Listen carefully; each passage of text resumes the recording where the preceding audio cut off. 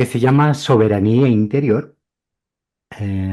Y justo cuando estábamos diseñando este programa, lo estábamos poniendo en marcha, articulando y armando. Pacatín, adivinen qué pasa. Mm, sí. Aparece una de las discusiones más grandes sobre soberanía interior, sobre soberanía. Yo creo que este inicio de año ha sido uno de los momentos en los cuales más se ha conversado, más se ha discutido, pero no estoy muy seguro si es que realmente se ha comprendido la relevancia de la soberanía. Y si bien la soberanía es un concepto geopolítico, sociopolítico, creo que cuando empieza a entrar con el trabajo de Emma Sepala, que es una investigadora del MIT, que tiene un libro que se llama Soberanía, empieza a tomar mucha relevancia este simple hecho de hacernos esta pregunta. ¿Cuán soberano eres de tu propia vida? ¿Con cuánta soberanía estás tomando decisiones en lo que haces? Porque te cuento que tomar decisiones por el miedo, por la rabia, por la vergüenza, no es precisamente tomar decisiones soberanamente. Entonces, este tema de la soberanía interior empezó a discutirse, ¿sí? Y eso nos llevó a conectar las sesiones que vamos a tener de aquí en adelante con herramientas muy claras para lograr esto, que significa soberanía interior. Y es por eso que hoy es el inicio de un ciclo de 3 sesiones que van a abordar este tema, el tema de la soberanía interior, 3 sesiones que van a terminar en una secuencia de 3 días, 19, 20 y 21. Son 3 días en los que vamos a trabajar dedicadamente al tema de soberanía interior porque reconocemos la tremenda importancia que tiene en este contexto. Y hay 3 sesiones preparatorias, que son estas. Este miércoles, el siguiente y el subsiguiente miércoles son sesiones preparatorias para estos 3 días de soberanía interior. Seguramente, y si no lo has hecho, yo te sugiero que lo hagas ahora, te puedes inscribir al seminario de soberanía interior y allí, si no es suficiente estas 3 sesiones preparatorias, también tienes un audio preparatorio de 30 minutos. Este audio preparatorio de 30 minutos te va a pasar los conceptos fundamentales de la soberanía interior para que puedas llegar al taller del 19, 20 y 21 de enero con la mayor preparación posible y lo puedas aprovechar al máximo. Sí, entonces, este miércoles, hoy, es el inicio de una serie de 3 miércoles que están enfocados en la soberanía interior. La sesión de hoy, ¿sí? Para la sesión de hoy también ha ocurrido una cosa muy interesante. Em, el, Más o menos el 10 de diciembre, producto de una infección cutánea, apareció en mí una alergia, pero que no se pueden imaginar. Una alergia que me hizo reconocer que hay partes de mi cuerpo que incluso yo no sé ni cómo se llaman. Pero no importa, igual ahí aparecen granos, igual pica. Sí. Entonces, tal vez por eso, Fernando, adelgacé, porque realmente era desesperante no poder calmar el escozor en algo tan simple como la piel. Y yo sé que no muchos han podido tener esta alergia, pero todos hemos tenido esta serie de eventos exteriores, estas tormentas exteriores que no se calman con nada. Sí, yo me rascaba acá, me rascaba allá, me rascaba allá, me eché agua bendita, me hice vapores de ruda. O sea, les puedo asegurar que intenté absolutamente todo. Y eso tiene que ver con la sesión de hoy. La sesión de hoy se va a enfocar en esa parte de nuestras vidas donde en medio de la tormenta necesitamos todavía mantener nuestro centro. De estos momentos en los cuales se cae todo el castillo de naipes y te quedas sin un solo pedacito de brújula. Eso me pasó un miércoles porque mi abuelita me decía que la crema Nivea cura todo. Para ella, el dolor de muelas, el cáncer, todo se curaba con la crema Nivea. Entonces yo dije, tengo granos, me escuece todo, me voy a poner crema Nivea en la cara. ¿Y qué creen? Peor. Peor, no pasó nada. Entonces yo dije, si el remedio de mi abuelito no funciona, estoy en graves problemas. Y yo creo que todos hemos vivido estas tormentas emocionales, estas tormentas exteriores. Y precisamente de estas tormentas exteriores es que eh, podemos recoger mucho aprendizaje. Entonces la sesión de hoy está dedicada a eso. ¿Qué hacer cuando ya no hay nada que hacer? ¿Qué hacer cuando hay tormenta emocional, hay desborde emocional y aparece en un desborde emocional algo que parece que es muy perjudicial, pero en el fondo es un gran aliado, que se llama el patrón reactivo? ¿Sí? Todo el tiempo pensamos que los patrones reactivos tienen que ser apagados, entendidos. Sin embargo, en una tormenta emocional, el patrón reactivo aparece como una respuesta del sistema nervioso. ¿Sí? Como esta respuesta de que cuando apareció la alergia, la respuesta de mi sistema nervioso era rascarme y aunque el médico me decía, si usted se rasca va a ser peor, ¿qué creen? Claro, porque lo irritabas la piel. Eso dice el médico, pero yo decía, si me rasco me voy a irritar más la piel, ¿qué creen que hacía? Te rascaba. Me rascaba, ¿por qué? Porque me picaba. Sí, sí. Entonces, muchas veces las situaciones exteriores despiertan estos patrones reactivos, que cuando los entendemos y los vemos nos proporcionan una gran cantidad de soluciones. Porque ponte a pensar, en momentos de desborde emocional, en momentos de confusión en tu vida, si aparece un patrón reactivo que tú no eres consciente, adivina qué pasa. Pero se mantiene. Tiende a empeorar. ¿No? Se, Patricia, se enciende el caos. se enciende exactamente, se enciende el caos, ¿sí?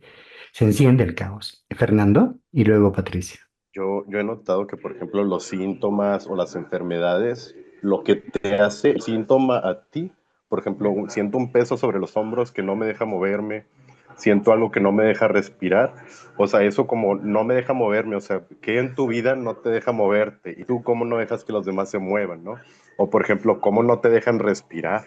O cómo tú también no Mm, les das a los demás un respiro, ¿no? O sea, recuperar las proyecciones puestas sobre las enfermedades y los síntomas te trae mucha información del presente, de lo que está pasando ahorita en tu vida. Así es, y como lo mencionaba Jung antes, ¿no? Él decía, la clave para superar una crisis con aprendizaje es hacerte una pregunta teleológica. ¿Para qué está ocurriendo este síntoma en ti? ¿Para qué está ocurriendo esto en ti? Y cuando yo me hice esa pregunta en medio de esta crisis alérgica que tenía en diciembre y dije, ¿para qué está apareciendo este síntoma en ti? Entendí que estaba apareciendo para que pueda descansar y me pueda dejar ayudar. ¿Sí? Pueden ver entonces cómo se convirtió el síntoma en un aprendizaje muy relevante. Obvio que eso no hizo que la piquiña baje, pero como dice una canción en mi país, sarna con gusto no pica, ¿cierto? Haber entendido esa pequeña parte de luz a través de un síntoma, y no estoy poniendo nada de pensamiento mágico en esto, permitió que, por ejemplo, Sandra, no sé si está por aquí, Sandra Tapia, Llegó a la casa y me preparó una sopa mexicana que actuó como si fuera el mejor remedio de todos. Sandra es una participante del diplomado, entonces llegó y cocinó. Y entonces, cuando uno empieza a hacerse esas preguntas del para qué está ocurriendo esto en mí, empieza a encontrar respuestas que van un poco más allá de lo obvio. Entonces, quería invitarles a tener esta conversación hoy sobre el tema de qué pasa con los desbordes emocionales y los patrones reactivos. ¿Qué son los patrones reactivos? Y cómo estos, los patrones reactivos, pueden, si no los gestionamos de una manera adecuada, quitarnos la soberanía interior. Recuerden que estos 3 miércoles van a ir bajo el tema soberanía interior para que ustedes le peguen ojo a esto para estar los miércoles si es que este tema les interesa. Y aquí viene otro cambio que estamos haciendo. Eh, en las anteriores sesiones hemos enviado a toda nuestra base de datos siempre los materiales y los hemos puesto dentro de la plataforma. Ahora vamos a hacer un pequeño cambio. Los materiales de cada sesión se los vamos a enviar a las personas que los quieran. Porque hemos notado que de los correos enviados hay un buen porcentaje que no se abren. Entonces dijimos, pues relacionémonos más directamente con las personas que solicitan, porque hay personas a las que no les interesa el tema y para qué les vamos a llenar su bandeja de entrada. Demos esta opción de elegir. Este tema me interesó y entonces te vamos a enviar los materiales. Y por eso vas a encontrar de cada en cuanto, Brian va a enviar de cada en cuanto un link al chat. ¿Sí? Entonces tú tienes que hacer clic al chat y dejar tu correo e inmediatamente, de manera automática, te va a llegar el material. ¿Sí? Eso quiere decir que no tienes que esperar a que yo termine la sesión, sino simplemente te interesó, pues haces pinchas en ese link y el material te va a llegar de manera automática. ¿Sí? Entonces, ese va a ser el mecanismo, ¿no? Si están interesados en recibir los materiales de esta sesión, pues pinchen en el link que Brian en este momento va a empezar a compartir. Bueno, entonces, manos a la obra. Quiero contextualizar primero lo que vamos a hablar. En esta imagen, que es la que estamos utilizando, ¿están viendo mi pantalla? No, no. Todavía, ¿no? Ok. Esta secuencia, que es la que está sirviendo de orientación desde hace ya 2 miércoles, que tiene que ver con el viaje del héroe. El viaje del héroe viene del trabajo de Joseph Campbell. ¿Aló? ¿Me escuchan? Sí, Sí, se Raúl, escucha bien. perfectamente. Un momentito, espérenme.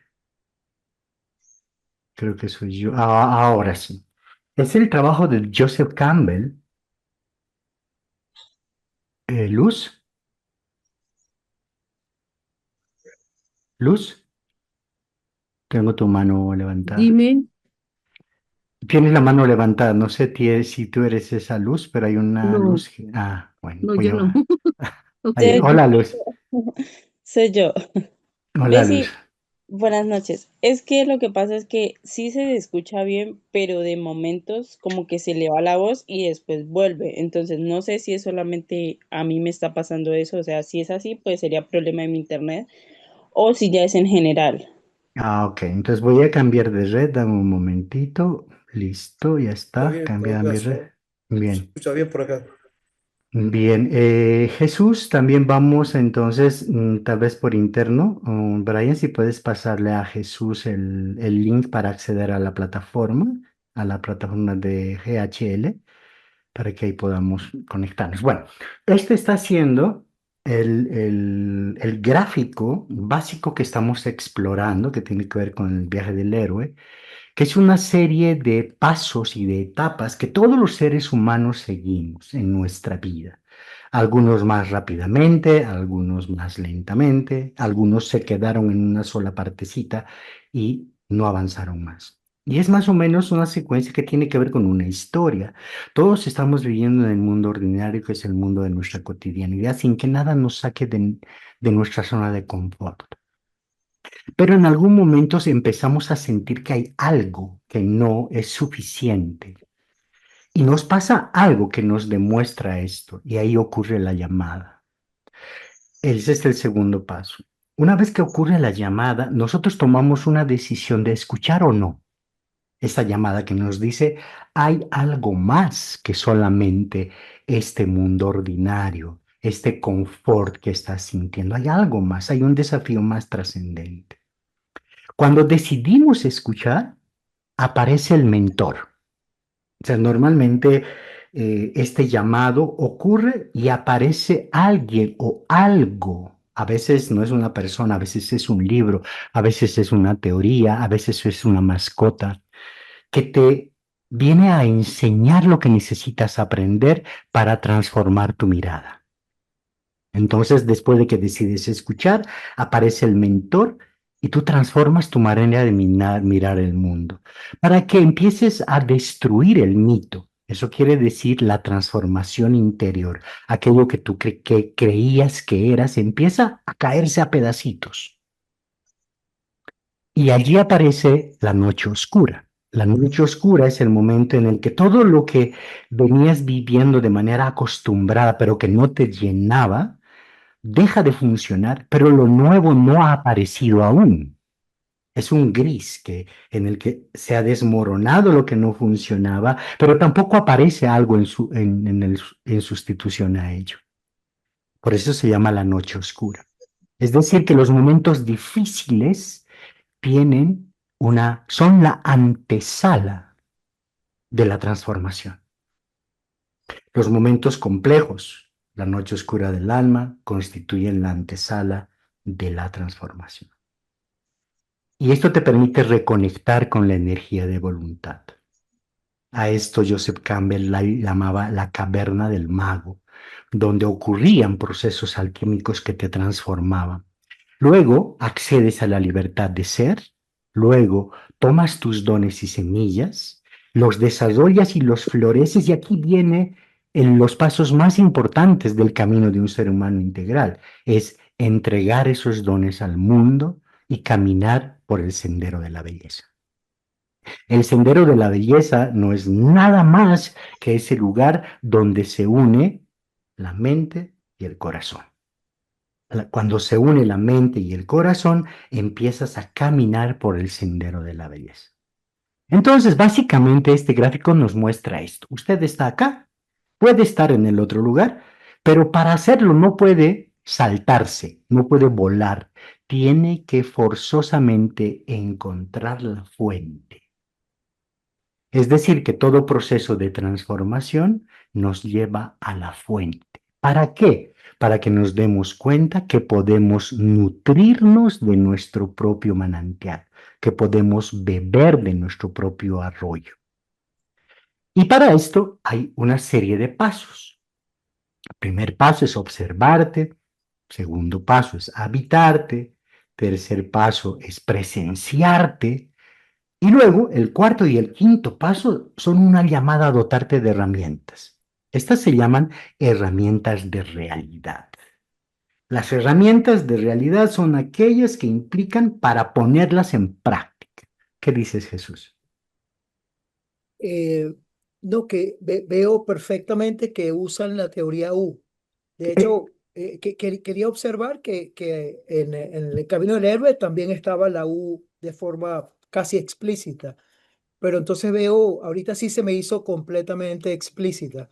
Bueno, pero es sí, que yo soy anfitrión de la teoría U, entonces la manejo muy bien. exactamente. Entonces, ¿Sabes, perfecto, ¿Sabes qué es lo que hicimos, Jesús? Dijimos, Joseph Campbell no conocía la teoría U. claro. Sí, y Dragon Dreaming utiliza el camino del héroe. Y la teoría integral nos dice para qué vas a desaprovechar dos grandes teorías y herramientas desarrolladas, juntalas. Claro. Entonces, con ese espíritu es que juntamos el viaje del héroe y la teoría U para construir esto. que nos Claro. muestra que el camino del héroe es un camino de ir hacia la fuente y salir desde la fuente transformado. Amén, tal ¿Sí? cual. Esa frase sintetiza la U, tal cual. Entonces, pero para salir de la U, no puedes salir con insights, tienes que salir con herramientas de realidad. Sí, ¿Sí? ahí se van Eso, cristalizando esas herramientas para irlas dándole forma, pues, y tal cual. exactamente. Sí, El prototipeado y la cristalización tienen que ver con estas herramientas de realidad. exacto. Pero en medio de eso hay mm, ciertos, ciertas partes que son complejas y que pueden contribuir, que pueden acercarse mucho a ciertas falacias de pensamiento. Y quiero mostrarles una de ellas. Aquí, Ya, por ejemplo, la señora dice, la vida es hermosa, ¿cómo puedes estar deprimida?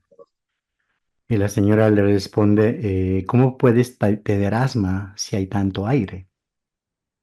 Es decir, hay ciertas cosas que no dependen de tu estado de ánimo, de tu estado interno, ni siquiera de tus pensamientos. Y alrededor de esto se han construido ciertos preceptos para el desarrollo personal, el desempeño personal, el trabajo interior que contienen una falsedad tóxica. Primero, si lo quieres lo suficiente, lo vas a lograr. No, eso no es cierto. La falsedad tóxica alrededor de este prejuicio es que convierte la complejidad en energía mental. O sea, no. Yo vengo repitiendo y en función a esto hay otro precepto que dice, todo lo que tú tienes, a lo que le tienes miedo, se te vuelve realidad. Yo he repetido desde el año pasado, desde enero, que le tengo miedo a 10 millones de dólares y hasta ahora no aparece. Sí. La verdad es que querer no es suficiente. Necesitas estructura interna, necesitas contexto, acompañamiento y procesos reales. ¿Sí? Puede ayudar pegar papelitos en el refrigerador para recordar tus afirmaciones, pero eso no es todo. Segunda, tú creas tu realidad con tus pensamientos. O sea, no, tú no creas tu realidad con tus pensamientos. Esto culpabiliza al que sufre y niega factores psicológicos y factores sociales y biográficos que hacen la realidad. Los pensamientos influyen, sí, pero la realidad también está hecha de historia, heridas, vínculos y condiciones externas. Tenía un amigo que afirmaba esto de una manera tangencial y me decía, Raúl, es que tú creas la realidad con tus pensamientos. Yo le dije, pues salta de la ventana, vivía en el octavo piso de un piso de departamentos, intenta negociar con la realidad y tus pensamientos, no estrellarte contra el primer piso. Obviamente que no va a ocurrir. Hay ciertas cosas que son más reales y que tienen que ver con lo objetivo, con la veracidad, con lo que ocurre realmente afuera. ¿Qué dices, Jesús? Sino que quería complementar lo que dices con el asunto de que la geografía que está alrededor nuestro, el entorno en donde vivimos, terminan creando patrones más profundos que nosotros no vemos en nuestros pensamientos. O sea, se introyectan, se vuelven parte de nosotros y es esa realidad de la cual estás hablando, que solo se puede desengranar con mindfulness, con cosas, con procesos muy profundos de enraizar todas esas creencias que están Ujú. en nuestro ser, pues, tal cual. El tercer punto es, esto es de abuelita, ¿no? Lo que no te mata te hace más fuerte. Sí. Y eso es una falsedad muy simplista, porque romantiza el trauma. Lo que no te mata te puede dejar marcas muy profundas, como por ejemplo los traumas y la fortaleza, la superación de eso surge de integrar y no solo de sobrevivir. Entonces, hay otras falacias adicionales, como aléjate de todo lo negativo y tu vida cambiará. Saca de tu escenario a todos los que son malosos. Esa es una falsedad evasiva, porque aquí está confundiendo límites con evitación emocional. Es muy distinto un límite de una evitación emocional. Quinto, tú eres tu mejor terapeuta. Eso niega la importancia del vínculo, la regulación externa y la mirada profesional, que es importante, ¿sí?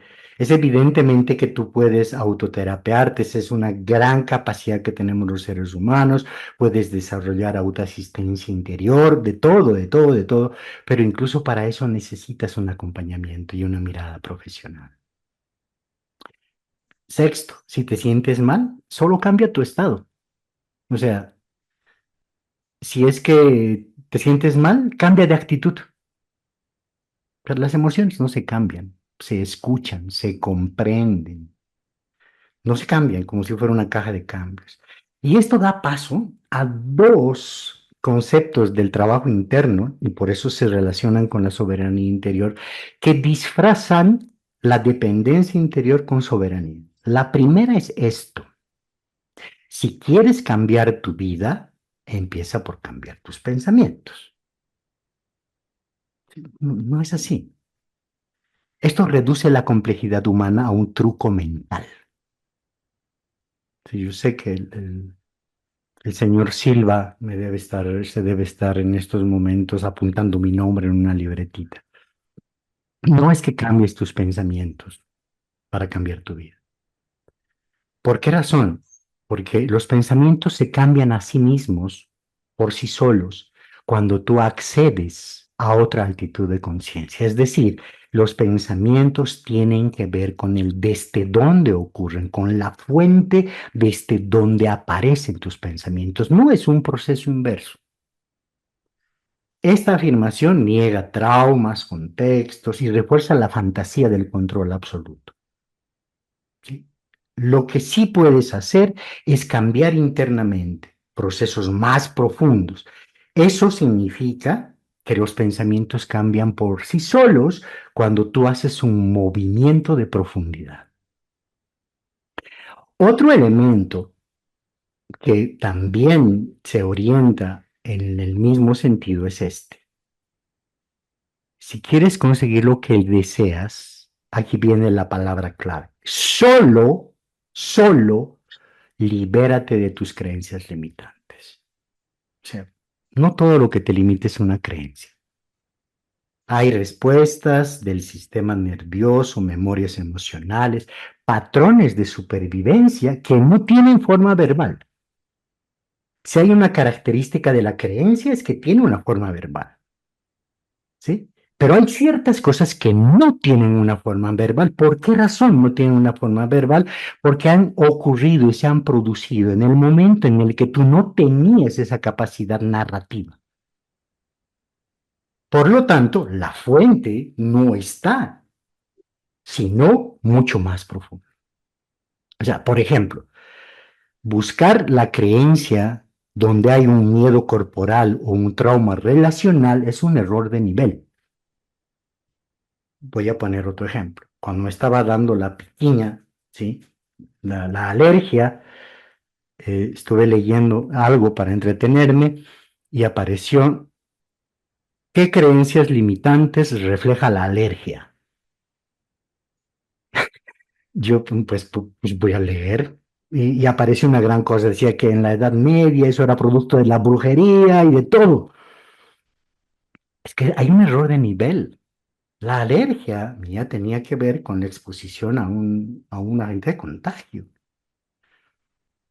Sí, y eso me recordó cuando tenía un dolor en el talón y fui a donde una profesional que tenía una línea alternativa y me dijo: no, Raúl, a ti no se te está inflamando el tendón de Aquiles, lo que tú tienes es una no aceptación de la abundancia que te impide ir hacia adelante. Pues yo entiendo que también tiene que ver con eso, pero querer remediar eso en ese nivel es un error de nivel. Hay ciertas cosas que se remedian en ciertos niveles. No funciona en un nivel para otro nivel. O sea, identificar una creencia no equivale a transformarla. Si tú la identificas, diga, tengo esta creencia limitante, sí, pero ¿y? Muchas personas saben perfectamente qué creen que les limita, pero siguen reaccionando igual. Es por eso que la soberanía interior no se alcanza con este insight cognitivo, sino por esta integración experiencial. Por eso la palabra suena extraña, soberanía interior. Esto es autogobierno y no se gobierna con palabras, se gobierna con acciones. Entonces, este es el segundo criterio que, si bien tiene buenas intenciones, magníficas intenciones, pueden ir no necesariamente a favor de la soberanía interior.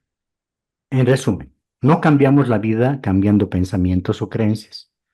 Los pensamientos cambian solos cuando algo más profundo se transforma. ¿Qué estoy diciendo que es esto algo más profundo? El estado interno, la seguridad del vínculo, la capacidad de regulación, la comprensión emocional, el contexto vital, la historia que por fin se nombra, la presencia que reemplaza la supervivencia. No son los pensamientos los que producen un cambio real, es la transformación interna la que produce nuevos pensamientos. ¿Sí? Y de ahí surge este concepto que es la soberanía interior. Emma Seppala, Ken Wilber también habla de ella, y tiene que ver con que esto alude a un concepto político, no alude a un concepto político, sino alude a un estado interior de autodirección. Andrés Esteban. Sí, Raúl, Hola eh, Andrés. ¿cómo estás? Hablar mucho de la presencia y es un estado pues muy interesante que de pronto pues uno que ha transitado en el camino espiritual lo ha sentido, pero puede tener muchos niveles o muchas direcciones. Me gustaría que ampliaras un poco más el significado para ti de presencia. Sí, voy a ir a eso ahora, Andrés, porque es un componente fundamental de la soberanía interior, ¿sí? Ok. Espero responderte en las siguientes diapositivas. Mira, esto tiene que ver con la soberanía interior, con ser soberanos, en resumidas, significa no perder el eje. ¿Sí? La soberanía interior tiene que ver con sostener el equilibrio interno, la ecuanimidad, aun cuando esté ocurriendo una tormenta exterior fuerte. ¿Y cómo no pierdes el eje aprendiendo a estar presente? ¿Y qué significa la presencia? La presencia es el componente fundamental de la soberanía interior. La soberanía interior no se consigue si estás ausente. Ahora vamos a ir detallando un poco más lo que significan estos aspectos de la presencia. Jesús. No, solo una frase para saber si es sinónimo. Podemos decir no perder el centro, ¿correcto? Eso, sí, no Exacto. perder el centro, el eje, y eso se logra a través de la presencia. Ahora, ¿qué es soberanía interior?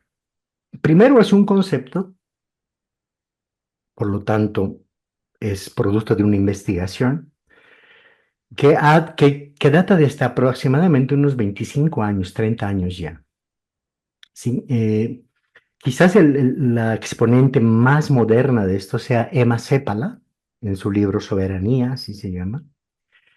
Y esta es una combinación de sus indagaciones con las indagaciones que ha hecho Ken Wilber y Douglas Harding de la Escuela de la No Dualidad. Entonces, de esa mezcla sale esto. ¿Qué es soberanía interior? Es habitar la propia experiencia interna sin huir, anestesiar ni negar lo que se manifiesta en el cuerpo. Segundo, es una capacidad para cultivar presencia y calma interna. incluso cuando la vida se vuelve incierta. Es responder con conciencia en lugar de reaccionar desde patrones automáticos. Es sostener emociones intensas sin reprimirlas, desbordarlas ni actuar contra uno mismo o los demás. Es una capacidad para utilizar la experiencia que incluye síntomas, conflictos y crisis como palanca para un escalamiento sostenido de conciencia. Es posicionarse interna de forma integrada. Esta es una palabra clave, el posicionamiento interior. Voy a hacer referencia a una gran maestra con quien he tenido el privilegio de estudiar, que es Raquel Torrent, es una terapeuta española, que ha creado este concepto de posicionamiento interior.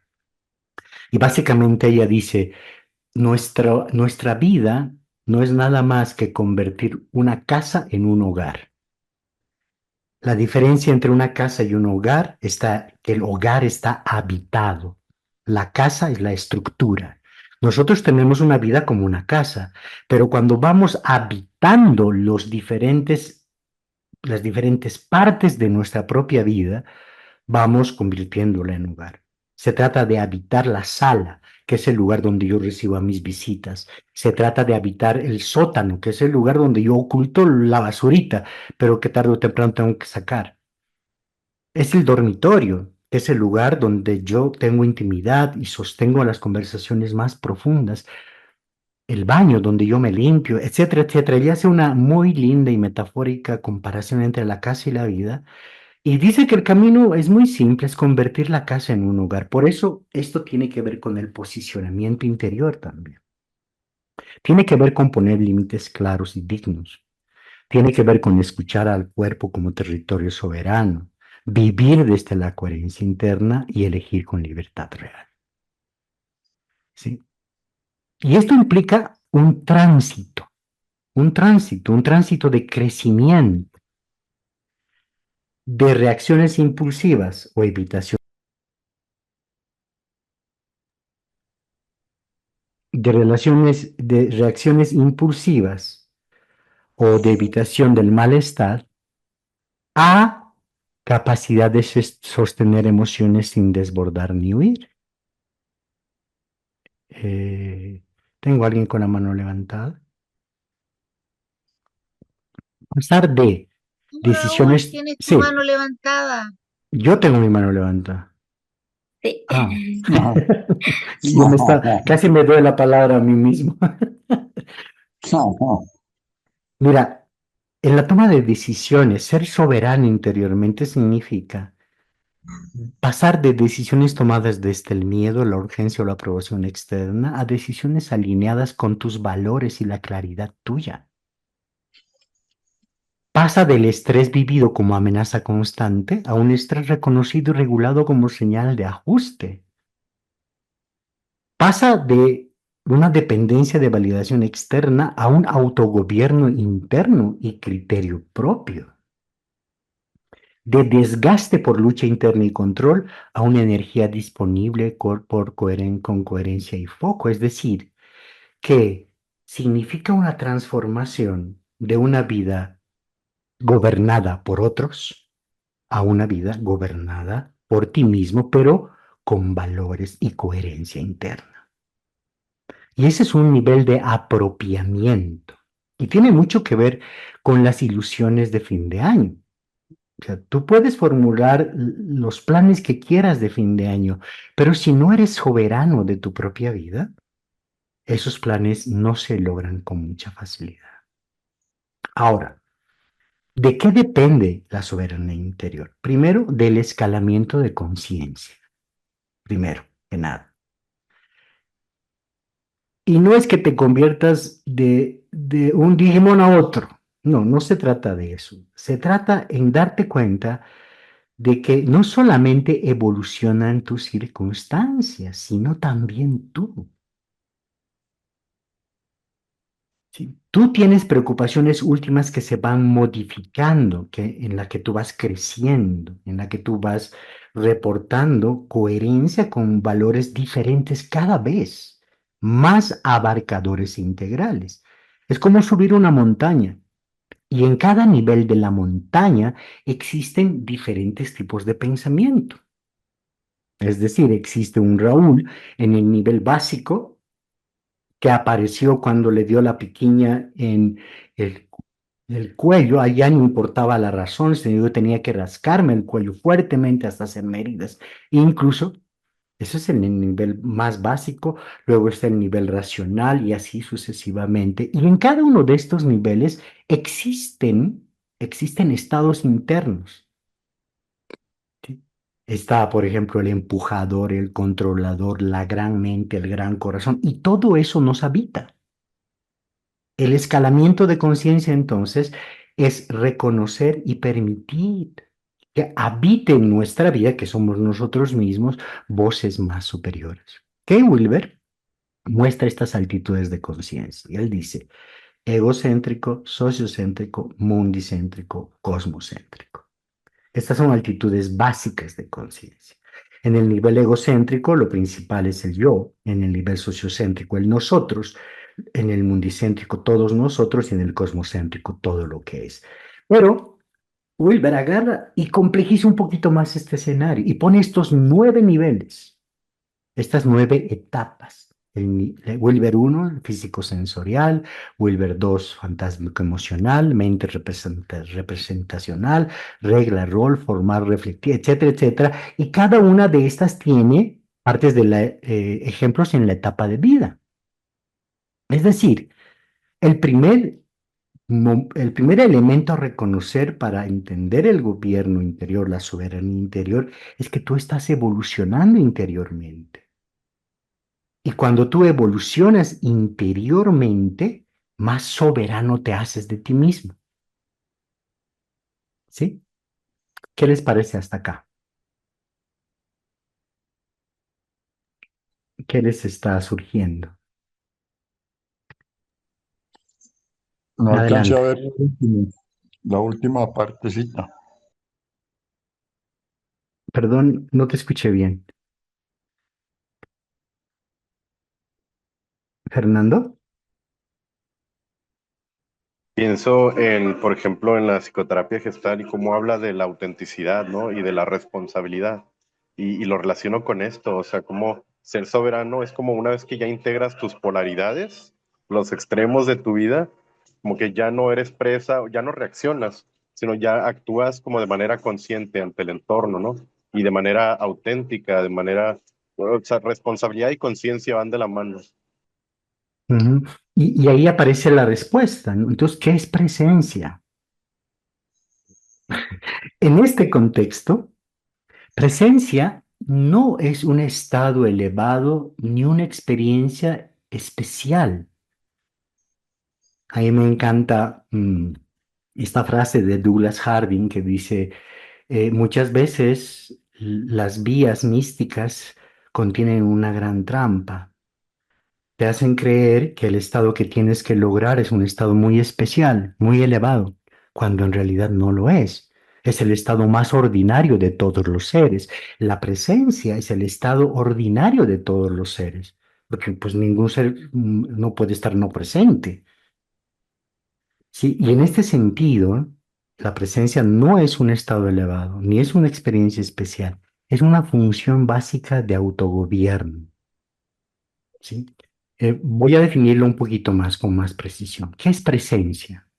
Es la capacidad de no abandonarte cuando la experiencia se vuelve incómoda. Es presencia consciente.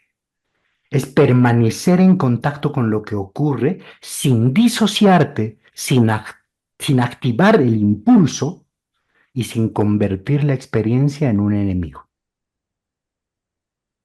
¿Sí? Entonces, esa es la definición operativa. Es sostenerme con lo que está ocurriendo aquí. Pero eso no significa resignarme a lo que está ocurriendo. Es muy diferente. ¿Qué dice Jesús? Sí, que es excelente lo que estás diciendo y que justamente poder vivir en paz esa incomodidad es lo que de alguna manera permite a esa sabiduría de vida corporal deshacer. Eso fue lo que después de 3 años de experiencia con Vipassana, entendí que así es como resuelven los samskaras o se resuelve el karma. Son dos Ujú, formas de hablar lo mismo. Que no es algo que hagas consciente, es algo que simplemente se hace de poder vivir en paz aquello que es sumamente incómodo. Entonces, ujú, esa es la presencia más ruda eh, que pocos terminan como de terminar de definirla de esa manera, pues. Pero ujú. es verdaderamente, o sea, en lo más difícil es que se prueba la verdadera presencia. Entonces, Y perfecto, dicho, gracias. dicho de forma sencilla, presencia es estar sin desaparecer de uno mismo. Ujú, Entonces, de ahí resulta que la presencia no es una capacidad humana básica, no es un estado especial, ni una experiencia espiritual extraordinaria, es una capacidad humana básica. Todos los seres humanos tenemos esa capacidad, porque la presencia es la cualidad de tu conciencia que te permite habitar la experiencia tal como es, manteniendo contacto, orientación y capacidad de elección. Aunque la estés puteando, ¿no? Aunque le estés puteando, sí. Incluso así puedes putear conscientemente y en presencia total. Eso está bueno. Sí, sí. ¿Qué dice Francisco? Buenas noches. Hola, Este, Francisco, qué lindo verte. bueno, este tema me hace recordar un poco de la cronología de mi vida, ¿no? Desde que nací, toda la infancia, total dependencia de mis padres. Y luego viene la adolescencia y le entro a la independencia, ¿no? Ya no quiero que me escojan mis zapatos ni mi comida, sino que yo quiero independizarme. Y luego ahí viene el vacío, como que ya de adultos estamos frente a un abismo donde nos dejamos caer porque seguimos dependiendo de, Ujú. ¿no? No tenemos, bueno, acá en el Ecuador he hecho un poquito de observación de la vida de nosotros y prácticamente ya algunos adultos, como decimos acá coloquialmente, ya grandotes y todavía dependiendo o buscando quién nos gobierne la vida. Eso es. Entonces, O quién nos gobierna la sí, mente, que es lo peor. sí, Cero exacto. pensamiento crítico, reaccionando a partir de patrones introyectados. Sí. Y eso va. Y ese es Adelante. ese es el rol actual del sistema, de cómo alienar y vaciar primero la mente para llenar otras cosas que no son relacionadas con la vida, ¿no? Ujú, Es la una cosa, querido Raúl. Y la otra es que me hizo pensar en la cuestión de la presencia, ¿no? La presencia es no abandonarme, como dices tú, y también la paz. O sea, la gente decimos, yo quiero vivir en paz, pero ¿cuál paz? O sea, ¿esa paz dependiente o realmente mi autogobierno? Entonces, ahí tengo una confusión. Preferiría entonces yo hablar de presencia antes que de paz, porque la paz puede ser relativa. ¿Estoy bien o estoy Es que yo fuera de creo foco? que es perfecta, porque así también lo he vivido yo. Sí, como que la presencia se convierte a ver, yo lo diría así. La presencia es permanecer disponible a la experiencia sin dejar de ser uno mismo. Eh, Yo tengo otra forma de definir lo que es A ver, estar en paz puteando. a O ver. sea, es decir, estar tranquilo porque estoy puteando. O sea, me siento Me tranquilo encanta. viviendo la mierda que estoy viviendo. No, Ok. no sé si tiene sentido, pero es parte del punto, pues. Entonces, Y, es una paz muy activa. y Eh, tiene, Ahí, Raúl, sí, ahí viene la adelante. pregunta de ¿cuál es el origen del puteo? ¿Es el miedo, es la inconformidad, es la ira? Ah, ¿Qué? y entonces ahí observa esto. Entonces, ¿qué es lo que te puede poner en verdadera presencia en medio de la tormenta? Aquí hay una primera herramienta. La primera herramienta que te pone en presencia en medio de toda la tormenta emocional, en medio de todo lo que te esté pasando, es la que yo descubrí este día cuando había una pequeña impresionante en mi espalda que no me permitía ninguna presencia filosófica, ¿sí? Ahí no hay filosofía que valga, o sea, Kane Wilber, los cuatro cuadrantes, el Advaita Vedanta, nah, se van para el carajo, perdón.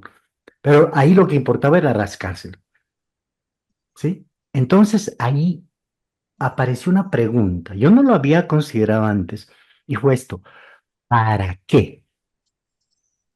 O sea, ¿para qué me está pasando esto? ¿Para qué estoy con piquiña en la espalda? ¿Para qué estoy con...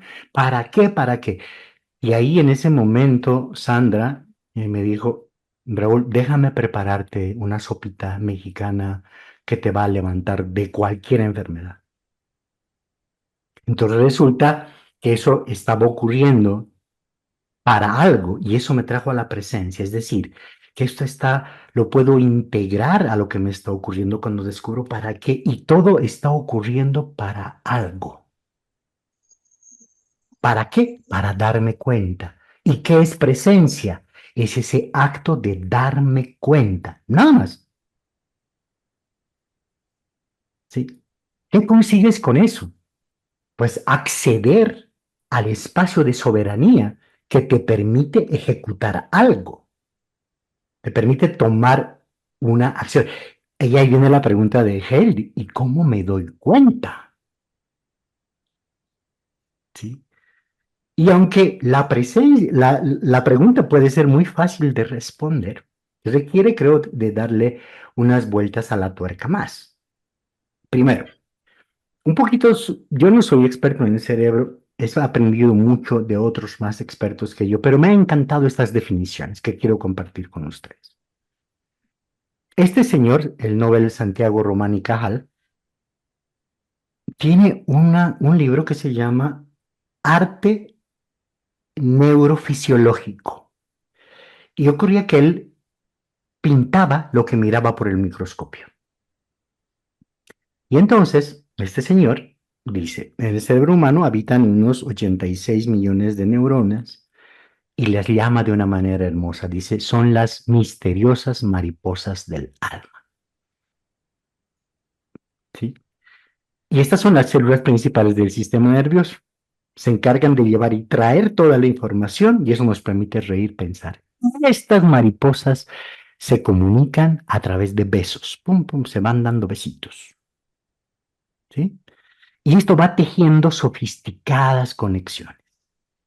Eso es lo primero. Me encanta ese hecho de ver a las neuronas como algo vivo, es flujo permanente.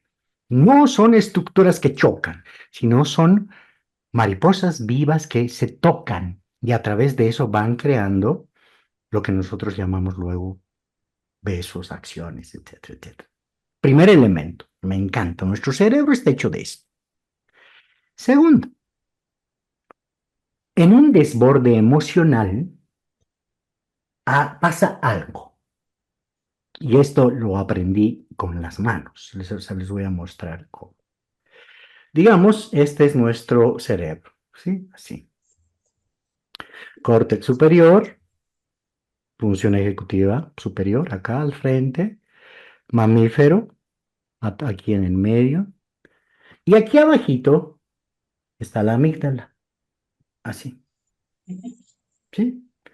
Y entonces, cuando hay un desborde emocional, se suprime el córtex superior porque la amígdala, esto, hace esto, pacatín. ¿Qué se forma? Un nudo, ¿Un puño? Un puño. un nudo. Mira, la amígdala secuestra el córtex superior y se forma un puño. Eso, Y eso eso es lo que se... es una desconexión. O sea, ese es como cuando la tortuga mete la cabeza en la. Así es. Ok, Y eso se llama el secuestro de la amígdala. ok. Y el secuestro de la amígdala, tú lo puedes ver si tienes perros, tú sabes el momento en el que incluso tu propio perro te puede morder. Las personas que crían perros nos advierten a las personas que tenemos perros grandes, yo tengo un perro Bruno, se llama, Es un Alaska Malamut de 40 kilos. O sea, imagínate, ese perro te muerde y te parte la pierna. Lo que nos advierten es que todos los perritos tienen su zona roja. Y cuando el perrito se pasa de su zona roja, adivina qué. O sea, Muerde. ahí no le tiras pan, le tiras lo que sea que le tires, no sirve para nada. Cuando hay un secuestro de la amígdala, ocurre exactamente lo mismo, porque la amígdala ha literalmente secuestrado, este es el córtex superior, mira, y la amígdala secuestra. ¿Sí? Y esto anula temporalmente el córtex frontal. Esto es que desencadena respuestas emocionales impulsivas difíciles de controlar en el momento. Es por eso que en un desborde emocional, decir cálmate, por favor, cálmate, no sirve de mucho. ¿Sí? Entonces es muy importante reconocer la diferencia entre un patrón reactivo y un desborde emocional, aunque los dos están conectados.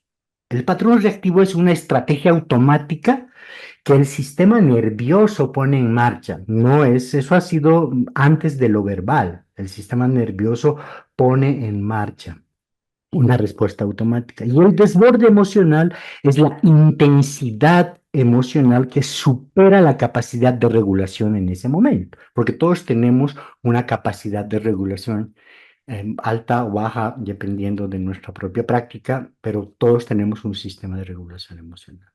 Y los patrones reactivos, que no son creencias, son respuestas automáticas, estrategias automáticas del sistema nervioso.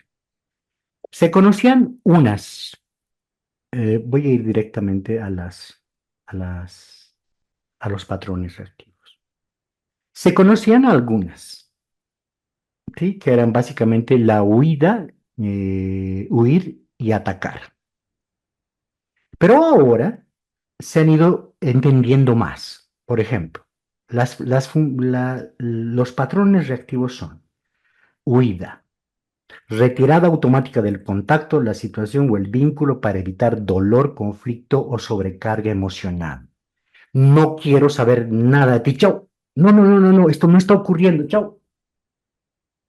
¿Sí? Estos son patrones que cumplen siempre una función de supervivencia. ¿Jesús? Podríamos decir que estos son instintos. Podríamos, sí, para poder entenderlos desde ese lugar, podríamos decirlo así. ¿Sí? Todos tienen una función, una función de supervivencia. Son respuestas automáticas, aprendidas y no conscientes del sistema nervioso, que se activan ante una percepción de amenaza emocional, relacional o existencial. Miren esto, con el objetivo de proteger la integridad física, psíquica. ¿Sí? Entonces ya se darán cuenta lo importante que es un patrón reactivo. ¿Sí? No es una elección deliberada, ni un acto de personalidad, ni un rasgo, sino un mecanismo de supervivencia. Y ustedes van a empezar a notar estos patrones aparecen en los desbordes emocionales. Fernando. ¿Tú crees que estos patrones puedan no nada más estar relacionados con nuestras experiencias, pero también con cosas transgeneracionales, como de nuestros ancestros? Hay algunas teorías que incluso lo están demostrando, Fernando. Sí, pero no tiene, creo yo, no tiene mucho que ver con lo místico, sino simplemente con la carga del patrón cultural. ¿Sí? Entonces, estos patrones reactivos son la huida. Hay un patrón reactivo nuevo, visto ahora, implorar. Es otro patrón reactivo, es la búsqueda urgente de seguridad y vínculo. Explotar, la descarga impulsiva de activación emocional a través de la ira, gritos o consultas desbordadas. Congelarse. La estrategia de la zarigüeya, ¿no? Te haces al muerto, pum, listo. Culpar, amenazar, controlar, intelectualizar, complacer y atacar. ¿Sí? Estos patrones reactivos ocurren en los desbordes emocionales, pero tienen una gran información, porque cuando tú los identificas, puedes entender que todos estos patrones tienen una función biológica, una manifestación psicológica, una frase interna de activación y también una consecuencia, ¿sí? Por ejemplo, el patrón de huida tiene como función biológica escapar del peligro para preservar la integridad. La manifestación psicológica es la evitación, desconexión, desaparición emocional. La frase interna por la que tú puedes identificar si estás en este patrón o no es si me voy no duele. ¿Y cuál es el costo? El aislamiento y los vínculos frágiles. Entonces, cuando uno empieza a observar estos patrones, aparece una lucidez muy importante, y es que estas reacciones que has estado teniendo corresponden a algo más profundo que solamente calmate, hermano, todo va a estar bien. Sí, porque estos patrones han ocurrido en algún momento en tu vida y han sido útiles para ti. ¿Sí? Por ejemplo, con el patrón reactivo, la función era protegerse del dolor o la sobreexposición. Ha ocurrido en una época, pero tú ahora puedes tener una respuesta adulta diferente. Como por ejemplo, en lugar de salir corriendo, no quiero hablarte, me voy, puedes decir, ahora necesito parar esta conversación y retomarlo más tarde. Patrón reactivo detenido en su expresión, pero no en su función. Puedes decir, me voy a tomar un tiempo para regularme y luego vuelvo. En estos momentos me siento muy afectado, no voy a conversar de este tema, vuelvo enseguida. Esto es importante, pero ahora no puedo sostenerlo con claridad. Eso es la respuesta adulta. O puedes decirle también, para no utilizar adulto, la respuesta de posicionamiento integrado maduro. Cuando yo estoy posicionado interiormente, mis respuestas a estos patrones reactivos son distintas. En lugar de implorar o de suplicar, por ejemplo, puedo decir, necesito apoyo en esto y quiero pedírtelo de una manera clara. Puedes decir, me ayudaría a sentir que no estoy solo en esta situación. O podrías decir, puedes acompañarme con presencia, no con soluciones, y no decir, yo aquí te necesito. Hay el posicionamiento integrado maduro nos permite resolver estos patrones reactivos de una manera tal que nos permiten descubrir su verdadero potencial. ¿Sí? Entonces, estos patrones reactivos pueden ser identificados. ¿Qué les parece hasta aquí?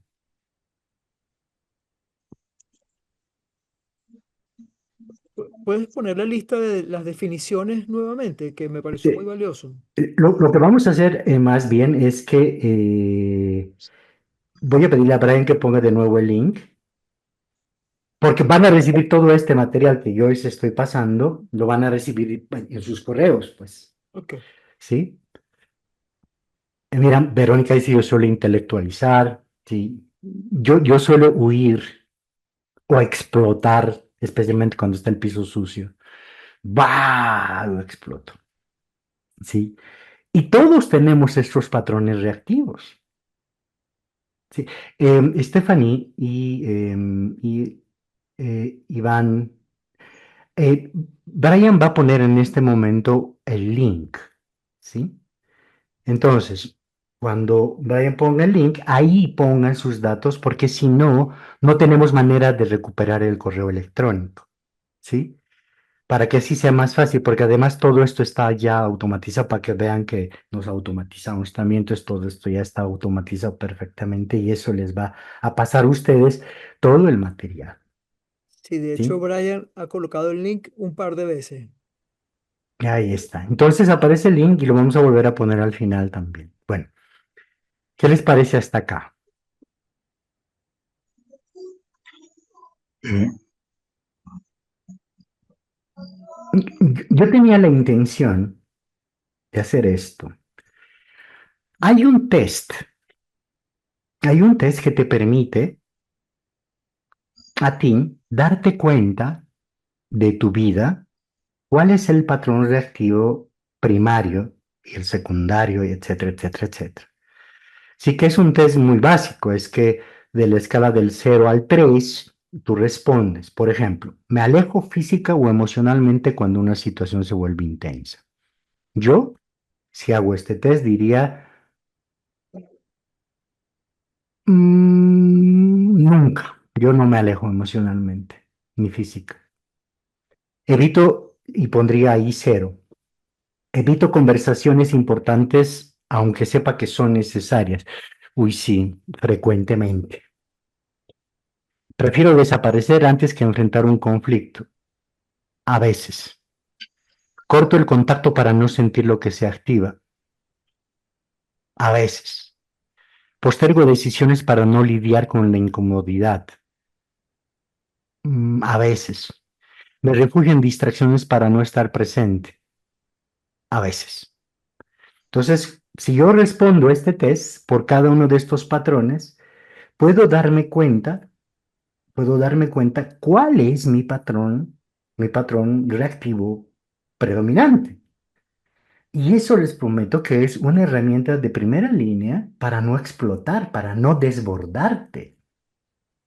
Porque si tú reconoces cuál es el patrón que utilizas, el patrón reactivo que utilizas para una situación compleja, entonces puedes desarrollar medidas alternativas, como por ejemplo el posicionamiento integrado maduro.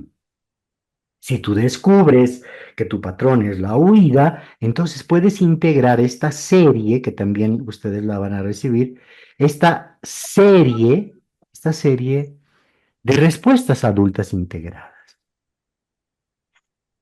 ¿Sí?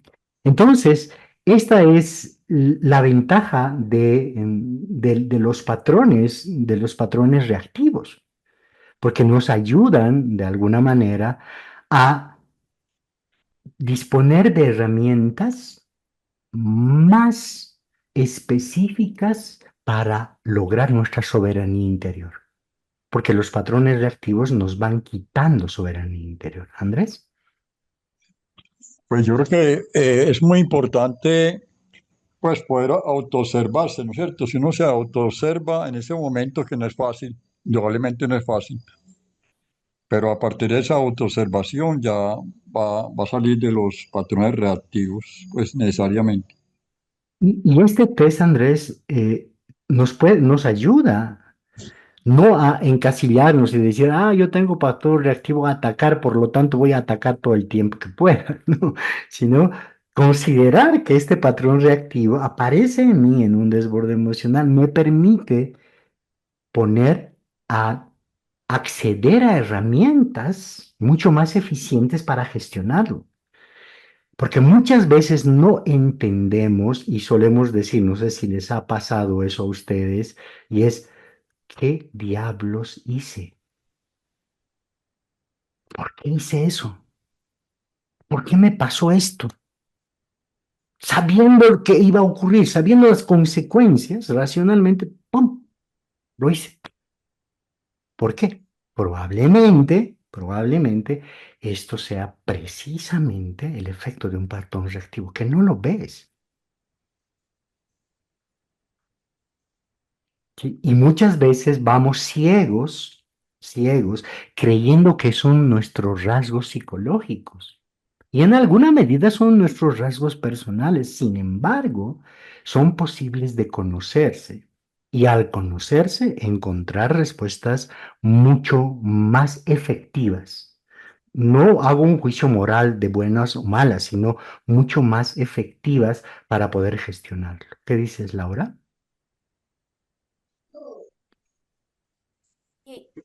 Gracias. Es que me parece súper interesante, pero creo que no he logrado establecer el puente entre cómo esto no se vuelve parte de mi intelectualización, porque creo que es algo que, pues creo que mi patrón reactivo más frecuente es el intelectualizar.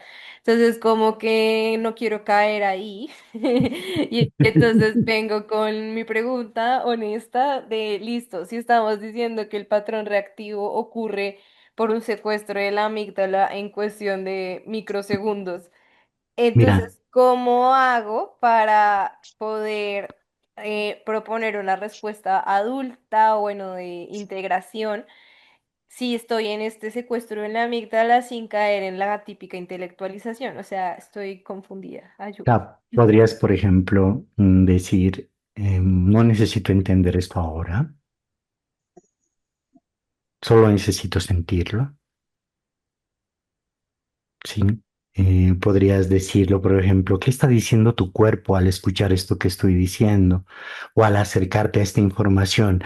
O sea, llevar al otro nivel, no solamente en la mente, sino pasarlo por el cuerpo. Y ahí están estas tres fases de respuesta adulta posibles. Hay muchas más. Y es que se trata de que en el camino de la soberanía interior es ir entendiendo poco a poco, cómo estos patrones reactivos cooptan nuestra soberanía y pueden quitarnos espacios de reacción consciente y nos proporcionan reacciones básicas e instintivas, ¿sí? ¿Te hace sentido esto, Laura? Sí, creo que me hace sentido, pero entonces creo que hay como un paso previo, bueno, no sé. Ujú. Yo me imagino a mí misma haciendo un paso previo a esta respuesta adulta y sería como respirar, por ejemplo. O sea, como volver a la presencia corporal y ahí decir, ok, va, saco mi cajita de herramientas SOS, mi kit de atención en emergencias. Y Y, entonces ahí sería como, pues, intentar integrar estas frases o ujú. pues como herramientas. Y lo que estaba pensando era como, pues, que hay que practicarlas e integrarlas, no solamente cuando estamos en el patrón reactivo en el momento de estrés, sino intentarlas e integrar cuando nos sentimos bien también, ¿no? Mm. Como para que sea más fácil la respuesta o no sé. Sí, y sabes, Laura, aquí yo creo que también hay un contexto muy importante y yo quiero hacerlo porque también van a recibir esto, que es relativamente corto, pero porque es un resumen, que se llama el Manual de Supervivencia en Tormentas Personales. O sea, es bonito cuando no te está pasando nada, pues. Sí, ahí es bien fácil. Todos los consejos uno es capaz de aplicar, ¿sí? Entonces, aquí este manual de supervivencia en tormentas personales tiene un marco que es clave, ¿sí? Para entenderlo bien. Es que la seguridad antecede a cualquier proceso. O sea, si hay violencia, abuso, coerción o riesgo real, la prioridad no es identificar tu patrón reactivo. ¿Me explico? Sea, la prioridad no es identificar tu patrón reactivo, la prioridad es salir del peligro y proteger tu integridad. No se puede regular dentro del daño. Primero seguridad, luego elaboración. Ese es el primer asunto que hay que contextualizar, ¿sí? No es que cuando estás en una situación de peligro, violencia doméstica, por ejemplo, tú te pongas a intelectualizar cuál es mi patrón reactivo en este momento. No. En este momento, la clave es la seguridad que antecede a cualquier proceso. El segundo es que hay que diferenciar lo que es la urgencia emocional y la urgencia real. O sea, no toda sensación de urgencia requiere acción inmediata. Toda amenaza objetiva, sí. O sea, la pausa sirve cuando no hay peligro.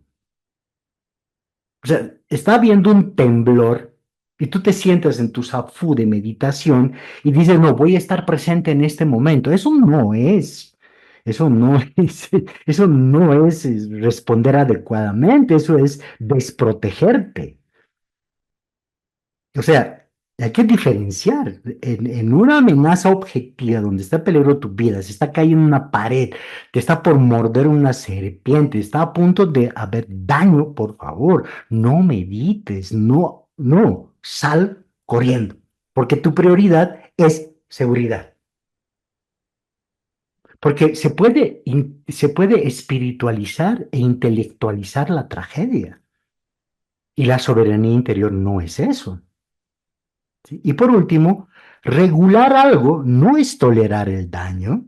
O sea, regular no es aguantar, no es justificar ni espiritualizar lo que hiere. Eso no es regulación. ¿Sí? Lo que genera malestar, malestar puede regularse. Lo que vulnera tu dignidad debe detenerse. Eso es muy claro. O sea, lo que te genera malestar, sí, no me gusta este colchón porque es muy duro y tengo posibilidad de cambiar. Eso se regula. Pero si tú tienes un colchón lleno de mugre y de cucarachas y otra persona en la misma casa tiene un colchón lleno de distintas calidades y de mejores cualidades, eso es un atentado a tu dignidad. Sí. Entonces, estos son criterios fundamentales para entender lo de los patrones reactivos. No todo momento es para eso. ¿Sí? ¿Qué dices, Jesús? Que la verdadera presencia reconoce eso justamente que estás describiendo. O sea, esa es parte de la práctica de estar verdaderamente presente, que reconoce una amenaza real de una amenaza de mi psique Así es. y puede inclusive actuar en consecuencia.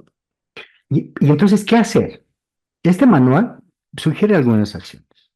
Primero, cuando la tormenta está cayendo encima de tu cabeza, todos hemos tenido ese momento, detén decisiones estructurales. No tomes decisiones que cambien tu vida en pleno pico emocional. Dicho de manera simple, sobrevive primero, decide después. ¿Sí? Es como si estuvieras manejando un carro y de repente se te van los frenos y empiezas a decir, ¿qué momento? Es el momento de cambiar mi vida y de cambiar de técnico del que me revisa los frenos. No, este no es momento de ese tipo de pensamiento, hay que sobrevivir primero, decide después. Siguiente, reduce el campo de acción. Es muy importante reducir el campo de, ¿sabes? A veces, a veces, y creo que todos los que hemos pasado por momentos complejos, sabemos que a veces es suficiente sostener lo esencial del día. O sea, menos amplitud y más estabilidad. Rodrigo y Miguel Ángel. Miguel Ángel, si quieres. Hola, Raúl. Hola, Rodrigo. Eh, Entonces luego Miguel Ángel, sí. sí, estoy como, mientras iba hablando de como la definición de soberanía interior, me parecía también esto como que ciertos conceptos estoicos, ¿no? De cómo nos pasa la responsabilidad de la autoobservación, de la autorregulación, pero como somos seres relacionales, y acá meto familia, hijos, pareja, en el trabajo, hermanos, familia. Muchas veces tenemos como yo siento la responsabilidad de autorregularme, de mantener esa soberanía interior para que, digamos, tener un control sobre mis emociones. Pero me doy cuenta que muchas veces no se logra eh, generar un cambio también en la relación con el otro. Mm, Entonces, ahí es donde me aparece hasta dónde, cuál es el límite de esa soberanía interior, que en la relación con el otro se transforma en un círculo vicioso, ¿no? Donde no hay cambio en la relación. Entonces yo digo, ¿y qué tal si pierdo un poquito la soberanía interior y digo, ¿sabes qué? Basta. O sea, esto yo no lo quiero para mi vida. O, ¿sabes qué? Esto me duele. Así mm, como me queda cierta sensación, pero ahora lo logro ver con el manual que acabas de mostrar, como te lo iba a conversar antes de que apareciera el manual. Como que ahí aparecen ciertas pistas de, claro, de cómo también tiene que ver el poner límites, con salirme quizás un poquito de mi soberanía interior para decir, esto no lo quiero.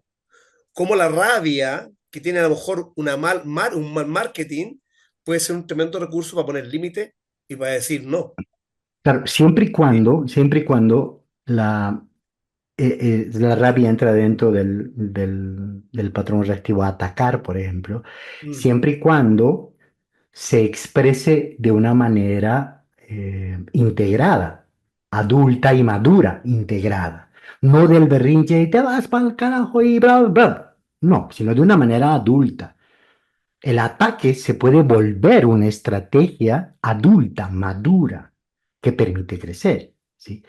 Y este es un tema clave, Rodrigo, porque parecería ser que a veces la soberanía interior se puede comprender con una independencia fría, tampoco y con autosuficiencia emocional, ¿sí? Por un lado.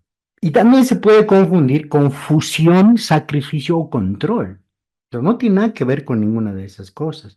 Tiene que ver con un autogobierno vincular. Es decir, la capacidad de estar en relación sin perderme en el otro y sin dominar al otro. O sea, ¿cómo puedes expresar la soberanía interior en la pareja? Yo he practicado cuando estaba un poco más joven, escalada en roca y en alta montaña. Y ahí he aprendido quizás los elementos más fundamentales de la soberanía interior. Primero, que se traducen a la pareja, permanecer en vínculo sin abandonarte. O sea, cuando estás en alta montaña es simplemente estúpido cortar la cuerda para decir yo solito puedo. La persona soberana puede amar, escuchar y negociar sin traicionarse. O sea, no cede su verdad interna para evitar el conflicto, ni se retira para castigarse o castigar. ¿Me explicó?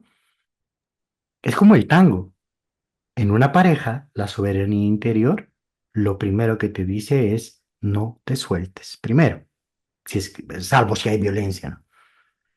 El otro punto es sentir sin actuar con impulsividad. Las emociones aparecen, miedo, rabia, celos, tristeza, pero no tienen por qué gobernar tu conducta, ¿sí? Otra de las cosas que la soberanía interior aporta a una relación de pareja puede ser, por ejemplo, diferenciar necesidad de demanda.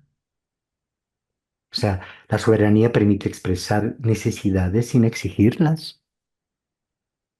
No convierte el cuidado del otro en obligación ni el amor en deuda. Para diferenciarlo, la necesidad es esto me importa.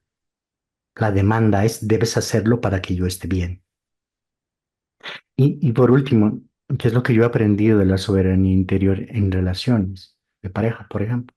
Que poner límites no es cerrar el corazón, porque los límites no se ponen desde la amenaza, sino desde la claridad. Decir no significa retirar amor ni castigar, porque un límite soberano cuida el vínculo y también la dignidad al mismo tiempo. Ese es un elemento clave, cuidar el vínculo de la dignidad propia, ¿sí? Entonces, la soberanía interior implica, sobre todo, una mayor calidad y altitud del vínculo. ¿Qué dice Miguel? Podría ser interdependencia, Es que Raúl. es eso, en el fondo, la soberanía interior es interdependencia, es el reconocimiento de la interdependencia. Miguel. Raúl, buenas noches, ¿cómo están? Hola Miguel, ¿cómo estás? Gusto en saludarlos. Buen inicio de año a todos. Igual. Este es un tema hermoso. A mí en lo particular me trae muchos recuerdos de cosas que ya hemos platicado en otras reuniones, pero eh, quiero ver si lo puedo estructurar adecuadamente y corrígeme si en algunas cosas erro en mis comentarios.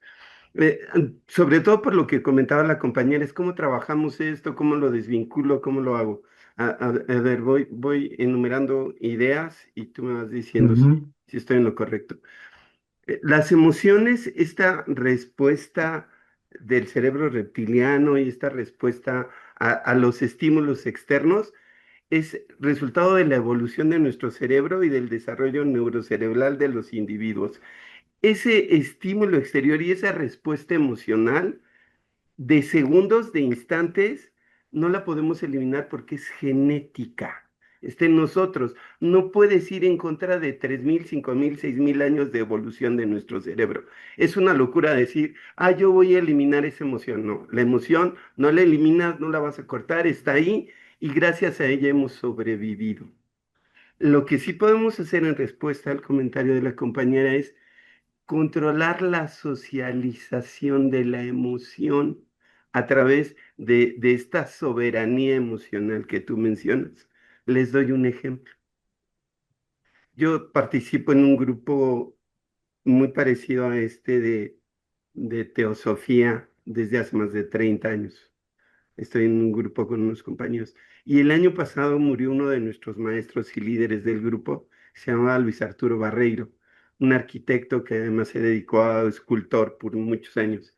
Y él decía, yo trabajé tanto con mis emociones y con la socialización de mis emociones que decidí nunca volverme a enojar con nadie, nunca dejar que nadie me hiciera enojar. Y él decía, tengo más de 40 años, ya era un hombre de 80 y tantos años. Él decía, tengo más de 40 años que no me enojo. Y yo decía, eso es imposible. O sea, ¿cómo vas a controlar? Pero en 40 años que lo conocí, nunca lo vi molestarse con nadie. Y él hablaba de esta soberanía. Decía, yo no voy a permitir que nadie de afuera gobierne mis emociones. No voy a permitir que otro que no sea más inteligente que yo, o más maduro que yo, o más preparado que yo, o que tenga más, podrán tener más dinero, ser más guapos, podrán tener muchas cosas, pero no me tienen a mí. Y no voy a dejar que me gobiernen en mis emociones. Y en ese sentido renuncio al hecho de enojarme o de molestarme con otros. Y él aprendió a madurar el control de la emoción del enojo con otros. Y durante 40 años no lo demostraba. Y él no lo presumía, decía, tengo 40 años sin enojarme con nadie. Quizá este ejemplo le sirve a la compañera para decir este tema del que estamos platicando. Gracias. ¿Sabes? Voy a tomar, Miguel, esto que tú dices, porque hay dos frases, dos ideas muy interesantes que tienen mucho que ver también con el campo de la teosofía, ¿no? Si yo recuerdo, las emociones en la teosofía pertenecen al plano astral, creo, ¿cierto? Que es un nivel hiper necesario para la vida encarnada. Estoy utilizando categorías de lo que recuerdo de Elena. Y ella, básicamente, corroborando lo que tú mencionas, él dice que no sé si recuerdas, me corriges, el punto crítico no es la emoción, sino la identificación de la conciencia con el cuerpo emocional, Claro. ¿no? Esto, no sé si es que lo recuerdo bien, se llama, y yo utilizo unas palabras bien fuertes, se llama esclavitud al plano astral. Sí. Otro elemento clave de lo Un que... elemento, y Sí. partiendo de ese, un elemento clave de estos grupos es que dicen, yo al final soy un hombre libre. Y si soy un hombre libre, no voy a permitir que otro gobierne mis emociones. Y es esta parte de la teosofía en la que tu conducta te dice, por ahí no me vas a ganar. Y aquí parte otro elemento clave, que es que la expresión social es un campo de entrenamiento. Sí. O sea, lo que puede trabajarse es la expresión social de la emoción, no su existencia, porque la existencia, pues, es la que nos ha permitido la supervivencia. Y para eso, esto del posicionamiento integrado maduro, hace que estos patrones reactivos que nos han servido para sobrevivir, ya de una manera adulta, nos ayuden a trascender. O sea, conviertes ese patrón reactivo que tiene muchísima energía, absorbe muchísima energía, en energía para trascender. Y esto es algo fundamental para tener una vida mucho más trascendente, ¿no? Voy a seguir con este manual de supervivencia. Gracias, Miguel. Tercer punto. En un momento en el que estás en una situación compleja de tu vida, donde hay desborde, donde hay cosas graves a tu alrededor, cuida tu cuerpo antes que el sentido. O sea, si estás en medio de un terremoto, no te preguntes por qué me está queriendo enseñar el terremoto. No, sino comer, hidratarte, dormir, mover suavemente. O sea, cuando el significado colapsa, el cuerpo es el primer refugio. Cuando se pierde sentido a tu alrededor, el cuerpo es tu refugio. ¿Eso qué quiere decir? Que cuanto más olas externas existan, más necesidad hay de ver tu cuerpo. Otro momento clave, otra recomendación importante de este manual de supervivencia es nombrar sin explicar. Es atreverse a decir, hay miedo, hay rabia, hay vacío, hay tristeza, hay dolor, porque nombrar regula y explicar intensifica, ¿sí? Y muchas veces cometemos ese error. En estos momentos tengo miedo porque está ocurriendo tal cosa y esto puede significar, ¿no? En un momento de supervivencia, lo que necesitamos hacer es nombrar sin explicar y permitir que las personas nombren sin explicar. Hay miedo, aquí hay dolor, aquí hay tristeza, aquí hay... Esto permite regular. En cuanto tú vas a explicar, se intensifica. Ese es ese es un ejercicio muy importante cuando las personas están emocionalmente desbordadas, ¿sí? Hacer que puedan decir, en este instante de dolor hay miedo, hay tristeza, hay rabia, hay enojo. Eso va a regular más que una explicación. Evitar Raúl, conclusiones, sí, adelante. Raúl, sirve decir tengo miedo también, ¿no? No, o sea, igualito, ay, Sí, tengo, sí. Lo que ocurre es que el hay implica, el tengo siempre pone el yo tengo. ok, Sí, en cambio, en el hay, ¿sí? interesante, O sea, no es ok, yo hay miedo, no, pues ok, hay, ok. ¿sí? Eso Mm. ayuda a, no es la palabra clave despersonalizar, pero ayuda a relajar el yo, digamos, más que despersonalizar. Ah, pero me hace sentido, gracias, gracias, me hace sentido. El otro punto es evitar conclusiones definitivas. O sea, las tormentas distorsionan la percepción. O sea, no conviertas eso en una verdad. Evitar conclusiones definitivas. Salvo estés en estas tres, pues. ¿Sí? Salvo estés, la seguridad anteceda a cualquier proceso. Segundo, no actúes con impulsos extremos. Salvo estés en una circunstancia donde la seguridad sea prioritaria. No huyas, no ataques, no prometas, no rompas. La urgencia no es sabiduría. Puedes parar. Y normalmente cuando uno para, reconoce el patrón reactivo, desarrolla una respuesta potencialmente integrada, madura, las cosas se resuelven más fácilmente. Cuando estés viviendo una situación extrema, sostén rutinas mínimas, levantarte, ducharte, caminar, respirar. La repetición simple estabiliza cuando todo se mueve. Esto es esto es algo clave. Limita exposición mental. Reduce redes, noticias, debates y análisis. Menos estímulo, más presencia. Cuando estás con otros, pide presencia y no soluciones. Si buscas apoyo, pedir compañía y escuchar ayuda. La contención regula más que el consejo. Si acude a ti una persona con un desborde emocional, contenerla no es decirle todo va a pasar, pero tampoco es aconsejarle, tienes que hacer esto. es presencia, es escucha. Una de las técnicas que también ayuda cuando estás en un momento así de desborde es escribir sin Ya. corregir. Empieza a agarrar un papel y empezar a escribir sin ordenarlo. Luego también confiar en el tiempo del proceso. Ya, toda tormenta sigue su ciclo, no aceleres. Acepta que no es necesario que entiendas ahora. Y aquí es un aspecto bien importante, y es que recuerdes que no eres la tormenta, ¿sí? Entonces, este es un pequeño manual de supervivencia en tormentas personales, es un resumen, que también está junto con los materiales de esta sesión, ¿sí? Hay un poquito más detallado en el que les vamos a enviar.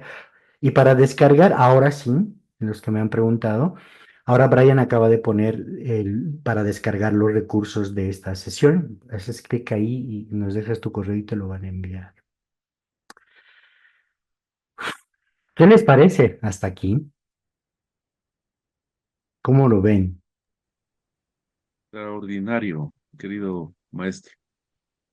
Sí, y es por eso que eh, después hemos estructurado esto que se llama los 21 días para alcanzar la soberanía interior. Sí, te lo voy a comentar de pasadita, ¿sí? Esto es básicamente un proceso de 3 fases. Primera fase es ver, perdón, es soltar. Esto es abrir el espacio para que algo verdadero pueda aparecer. Soltar. Es iniciar un camino, ¿sí? En el buen sentido. No se trata de añadir más prácticas, identidades, comprensiones, no. Hay que aflojar el exceso. Hay que aflojar automatismos, control, urgencia, ruido interno. Aquí en la primera parte, en la primera semana, el cuerpo aprende antes que la mente. Y se descubre algo bien importante en esta primera semana. La vida no necesita ser gestionada para estar viva. Y eso es soltar. O sea, es retirar el primer acto para recuperar la soberanía interior, es retirar el control que no es necesario. ¿Sí? Esa es la primera semana. La segunda semana tiene que ver con ver. Esto es despertar la percepción sin apropiarme. Una vez que has soltado, solo en ese contexto aparece una nueva mirada. Y no un no cualquiera, sino una que no captura, que no etiqueta, no reduce. Sí, es un entrenamiento en percepción directa. Mirar sin nombre, escuchar sin anticipar y dejar de sentirte frontera. Ver es reconocer que no eres lo que pasa, sino el espacio donde pasa. Aquí es un giro clave del proceso. Ya no se trata de observar la realidad, sino de reconocer la conciencia en la que todo aparece. Puede parecer muy extraño, sin embargo, esta es la única manera de ver soberanamente, sin condicionamientos. Y en la tercera semana es habitar, es dejar que esta claridad tome forma de vida. Y este sentido completo de este viaje de 21 días es soltar lo innecesario, ver lo esencial y habitar lo descubierto. ¿Sí? Entonces, lo que trata este 21 días de trabajo es una invitación a, junto con un grupo de personas, hacer un viaje cotidiano y diario, diario, para juntos, a partir de algunas ayudas preparadas, trabajar en la soberanía interior todos los días. Por eso se llama 21 días. Son 21 audios de experiencias, un cuaderno de aprendizaje, 3 encuentros en grupo para ver lo que se ha trabajado en la semana, por eso son 21, y un libro con reflexiones diarias que tú puedes hacer como ejercicio. Esto funciona más o menos así. Soltar, ver, habitar. Y lo que estás viendo en la lista son las experiencias de conciencia. Es decir, no son solamente audios, sino experiencias de conciencia. En la primera semana, respirar sin buscar nada, beber agua como si fuera la primera vez, convertirse en música, dejarse llevar, escuchar el silencio entre dos sonidos, soltar la urgencia de entender. Son las experiencias de conciencia que vivimos juntos todos los días. ¿Sí? Y eso nos va a ayudar a transitar un proceso colectivo, compartido, de soberanía interior. Porque en parte el hecho soberano más importante es que cada uno lo va a descubrir. ¿Sí? Y ese es el camino. Entonces, para llegar a todo eso, vamos a tener 3 miércoles de trabajo, 3 días continuos, 19, 20 y 21, sobre soberanía interior, y luego arranca el programa de 21 días. Entonces, todo eso está pensado para ir desarrollando conceptos, actitudes, intenciones, claridades, porque no hay nada más importante que un grupo que avanza con claridad.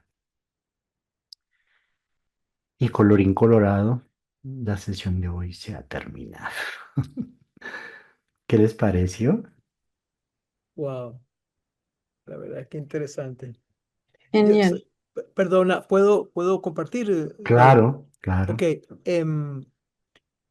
es un concepto que he trabajado, o sea, evidentemente, pero me gusta, o sea, siento que nos das como una mayor profundidad, o sea, o una mayor conciencia de nosotros mismos, que de alguna manera, yo hace mucho tiempo, cuando salí de una crisis, me di cuenta de que de la piel para adentro, yo era el dueño y señor de lo que estaba ocurriendo. De alguna manera tiene que ver con esa soberanía interior. Ujú. Eso pasó hace muchos años atrás, pero evidentemente uno va cultivando esa soberanía interior, porque primero te das cuenta, ¿no? Que las decisiones pasan dentro de la piel, pero luego te vas dando cuenta de esa dependencia que tienes de los demás y entonces comienzas a decidir el cambio que quieres hacer.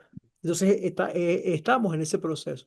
Así Pero ahora es. veo que tienes un programa muy interesante de cómo hacer ese viaje del héroe todos juntos para entonces verdaderamente convertirnos en verdaderamente soberanos, pues, Ujú, de nosotros mismos. Entonces, bueno, ujú. de verdad que suena bien interesante. Gracias. Y esta combinación de a la vez que haces el 21 días, es el tiempo para instalar un hábito, Exacto.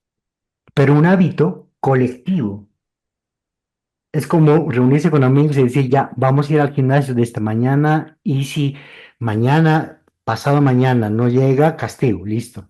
No sé si se han dado cuenta, pero esas apuestas colectivas en las que nos estamos mutuamente animando son apuestas que funcionan bastante bien. ¿Qué dice Rafa, Patricia? Gracias, Jesús. Bien, buenas noches a todos nuevamente.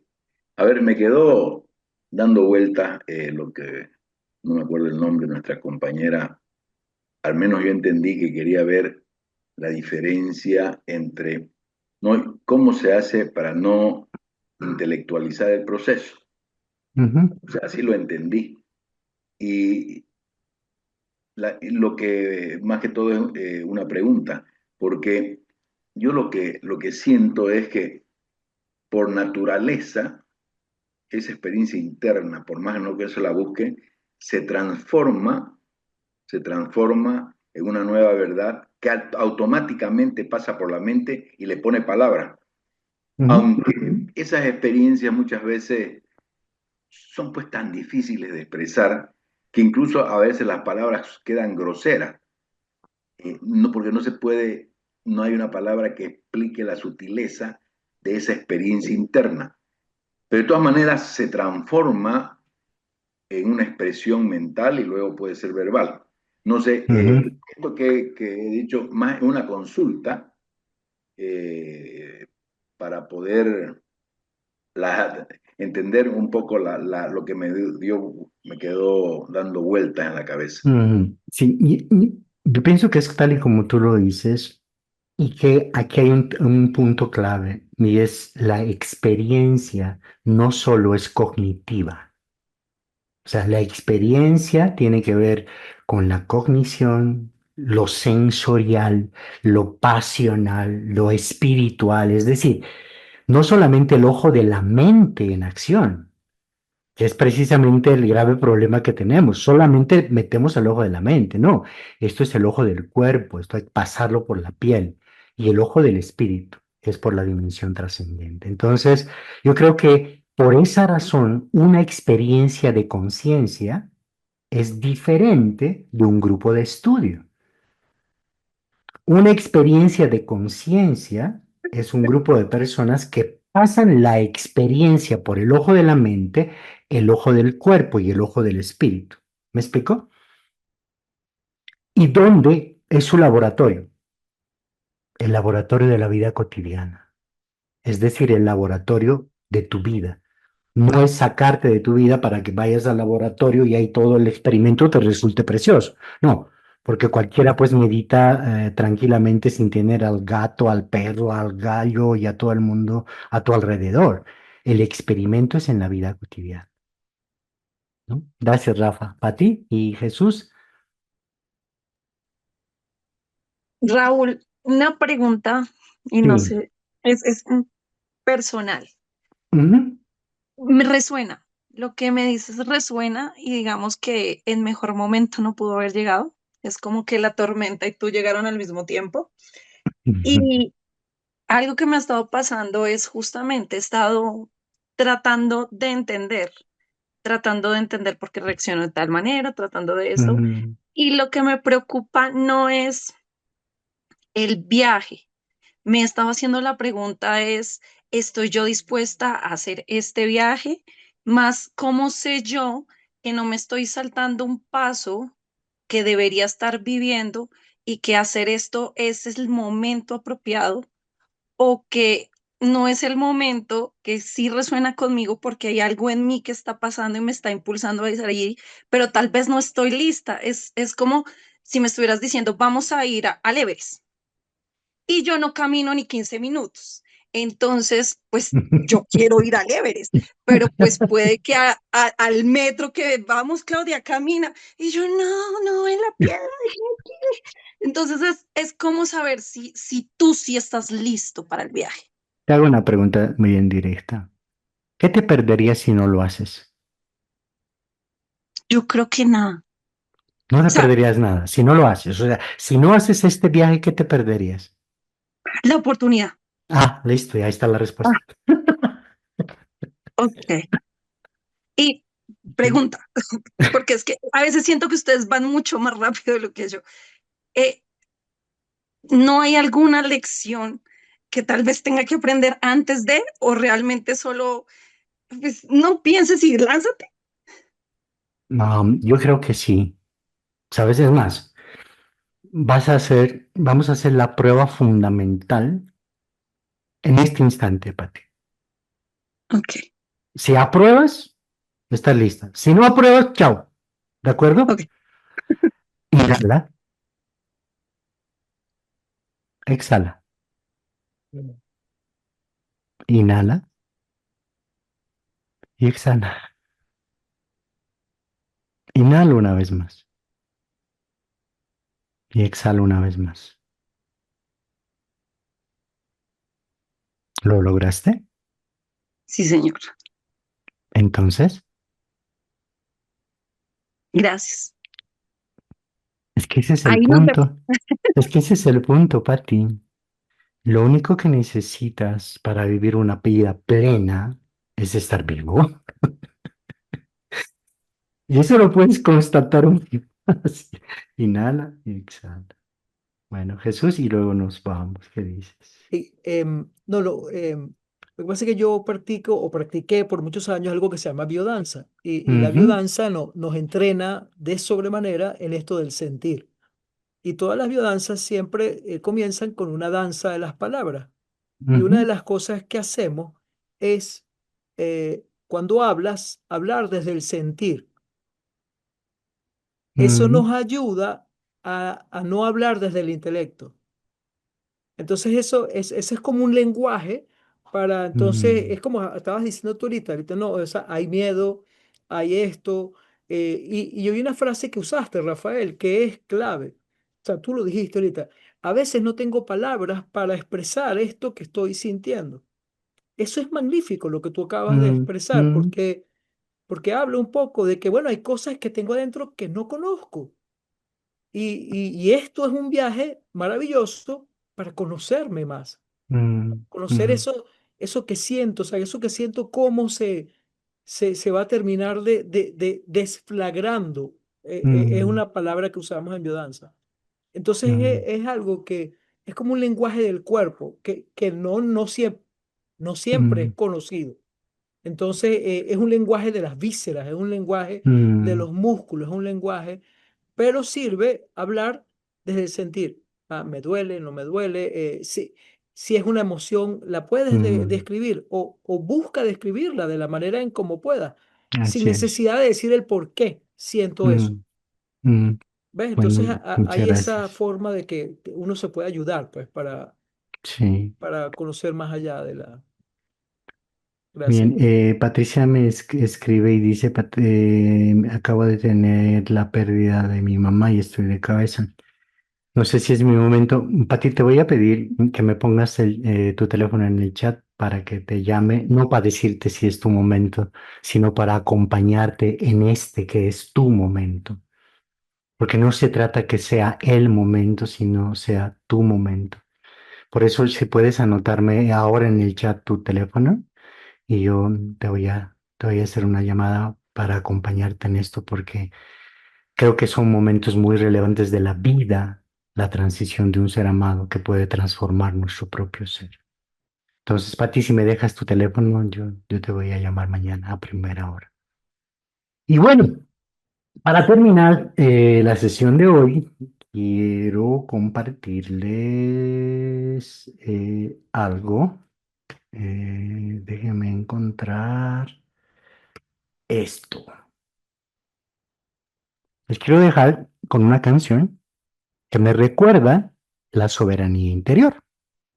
Esta canción también, y Qué como toda bonito. la música, la pueden encontrar en la plataforma. Estamos subiendo toda la música que estamos creando también en esto para que podamos disfrutarla juntos. Pati, no te olvides de escribirme. Les mando un abrazo a todos y les dejo con un poco inspirada en Papos Blues, pero que se llama Siempre es lo mismo, nena. Muchas gracias y nos vemos el siguiente miércoles. Nos vemos. Un abrazo a todos, gracias. Chao, chao, chao. Bye, bye. Bye a todos. Siempre lo Buenas mismo. noches. Gracias a todos. Vale, Siempre lo mismo. Adiós, un abrazo a todos. Sueñen bonito. Siempre lo mismo. Gracias, igualmente. Tu padre jura que vivo en teoría, que miro la vida desde un Está bonita la pizarrón, música. que hablo de mapas, de ejes cruzados, como si el mundo entrara en una ecuación. Dibujo cuadrantes en servilletas, interior y exterior, yo y los demás. Cuando estalla el caos de siempre digo y mira, podemos ordenarlo todo por primera vez. Siempre es lo mismo, nena, siempre es lo mismo. Tu madre dice que pierdo el tiempo, que despertar no paga el alquiler, que crecer no sirve sin resultados, que sentir profundo no da de comer. Pero yo veo líneas que se desenredan, emociones mudas queriendo subir, niveles de amor que solo necesitan tiempo para florecer aquí. Pero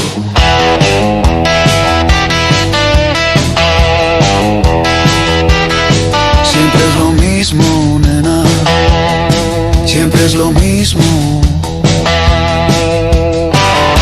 No es solo pensar, no es solo rezar, no es solo sanar ni meditar. Es cuerpo, es alma, es tribu, es fiesta, todo danzando en un mismo latir. Yo solo quiero invitarte a probar, no uno ni dos ni tres caminos, sino todos los sabores de estar viva, amor. Pero siempre es lo mismo, nena, siempre es lo mismo.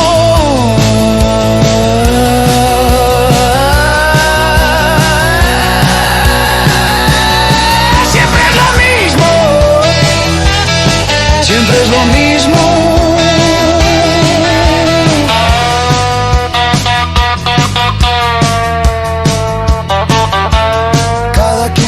A su propio ritmo, sus estados vienen y se van. Hay días de cielo no dual y noches donde cuesta respirar. No puedo llevarte de la mano a un nivel que aún no quiere emerger. Solo mostrarte el mapa completo, despertar, crecer, limpiar y aparecer. Integrar no es una jaula, es una forma de no mentirse más, de honrar la sombra y la altura, de vivir entero sin fragmentar. Yo solo quiero invitarte a mirar que no hay un solo modo de ser, que la verdad se viste por capas y todas quieren pertenecer. Pero aunque yo quiera sacarte a pasear, solo puedo decirte al final: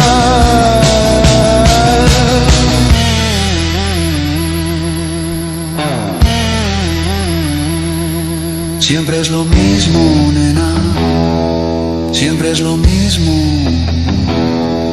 siempre es lo mismo, nena. Cada quien despierta a su modo